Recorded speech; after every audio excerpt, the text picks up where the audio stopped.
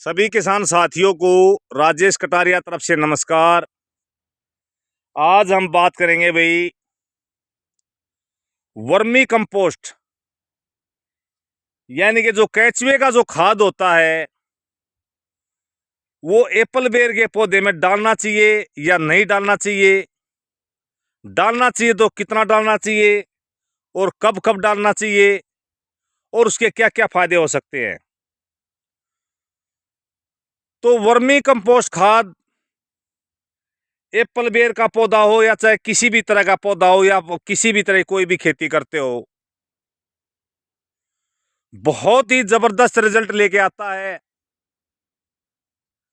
हमारे पौधे को जो भी रिक्वायरमेंट होती है, चाहे वह नाइट्रोजन हो, फास्फोरस हो, कैल्शियम हो, मैग्नीशियम हो, जिंक हो, बोरोन हो, सल्फर हो, चाहे किसी भी तरह के हर तरह के माइक्रोन्यूट्रेंट हो, वे चाहे कोई थोड़ी मात्रा में कोई ज्यादा मात्रा में, वे पूरी तरह से अवेलेबल होते हैं वर्मी कंपोस्ट के अंदर। और सबसे खास बात है, ये 100% जैविक होता है। अगर गाय के गोबर से अगर वर्मी कंपोस्ट बनाया जाए तो वो सबसे बेस्ट होता है। तो बात आती है भाई वर्मी कंपोस्ट कितना डालना चाहिए और कब कब डालना चाहिए।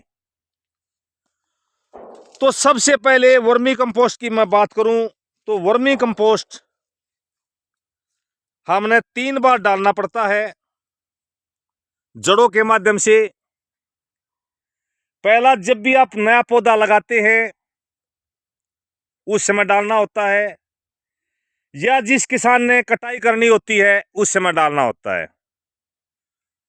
तो सबसे पहले नए पौधे पे बात करें तो जब भी आप नया पौधा लगाएं 2 केजी से लेकर 5 केजी तक आपकी भूमि की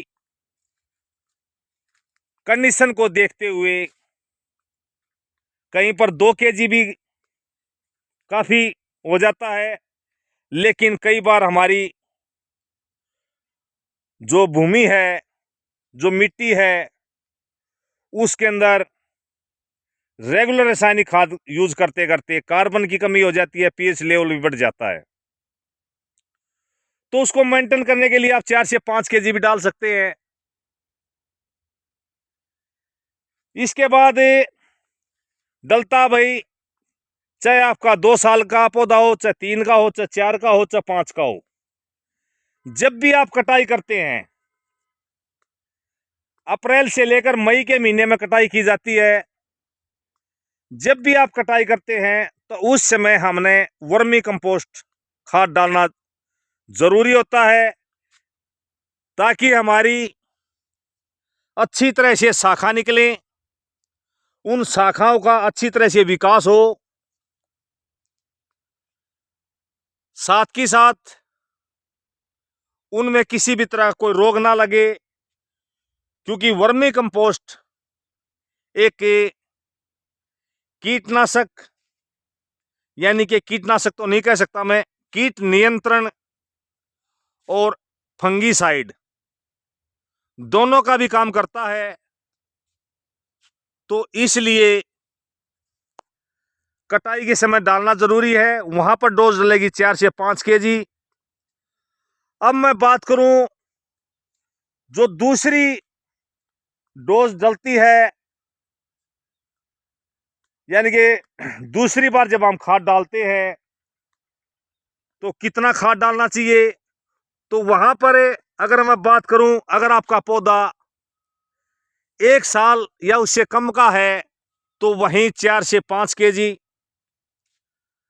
अगर आपका पौधा 1 साल का है लेकिन ग्रोथ अच्छी है तो वहां पर आप डोज को बढ़ा सकते हैं, 5 की बजाय 7-8 केजी ले सकते हैं। 2 साल या इससे अब अगर आपका पौधा है, चाहे वो 3 साल का, 4 साल का, 5 साल का है, तो एवरेज 8 से 10 केजी अपने अगस्त के महीने में जड़ों के माध्यम से खाद जरूर दें। तीसरी बार भी यही मात्रा होगी, वो उस समय डाला जाता है सिंपल भाषा में तो नवंबर का महीना, लेकिन कई बार क्या होता है, कई जगह अक्टूबर के लास्ट में भी डालना पड़ जाता है। सिंपल तरीका है, जब भी आपका फूल जो है वो 70 से 80% फल में कन्वर्ट हो जाता है, तो उस समय आपने जड़ों के माध्यम से खाद डालना जरूरी है। अब बात करेंगे भाई, चाहे आपका दूसरी बार का हो चाहे तीसरी बार का हो, 2 साल 3 साल 4 साल 5 साल या इससे अब वो है तो 8 से 10 kg सिंपल तरीका है। 1 साल या उससे कम का है तो 4 से 5 kg। कभी कभी क्या होता है, पौधे की अवस्था को देखते हुए हम खाद की डोज कम या ज्यादा कर सकते हैं।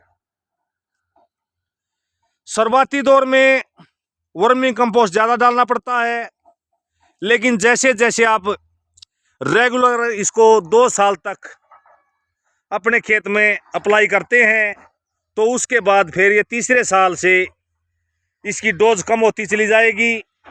कम डोज भी ये आपको उतना ही फायदा करेगा, क्योंकि तब तक आपकी ज़मीन को ये पूरी तरह से उपजाऊ बना देगा। और जैसे ही हमारी ज़मीन उपजाऊ बन जाती है, तो हम अगर कम मात्रा में भी खाद डालते हैं तो वो भी हमारा अच्छा प्रोडक्शन लेके आता है। अब बात करते हैं इसके क्या क्या बेनिफिट है, क्यों डालना चाहिए। वर्मी कंपोस्ट के अंदर जो भी पौधे को किसी भी तरह के, चाहे एनपीके की जरूरत हो या भाई उसको माइक्रोन्यूट्रेंट की आवश्यकता हो, तो हर तरह से सभी पोषक तत्व अवेलेबल होते हैं। इसलिए वर्मी कंपोस्ट खाद डालना बहुत ही ज़रूरी है। सबसे पहले ये आपकी ज़मीन को उपजाऊ बनाता है, फिर जो भी हमारे पौधे को समय समय पर जैसी जैसी जो भी रिक्वायरमेंट होती है, उस रिक्वायरमेंट को ये पौधे को ग्रहण कराने में सहायक होता है। इसकी खास बात ये होती है, ये हमेशा आपके पौधे को हरा भरा रखता है। और अगर आपका पौधा हमेशा हरा भरा रहेगा, तो उसमें चाहे वो जड़ों के माध्यम से खाना बनाए या सूर्य की रोशनी से खाना बनाए, तो उसमें खाना अच्छी तरह से बनाएगा। अगर पौधा अच्छी तरह से खाना बनाएगा तो पौधा हमेशा प्रोडक्शन देने में सक्षम रहेगा। तो आज की वीडियो में इतना ही। वीडियो देखने के लिए धन्यवाद।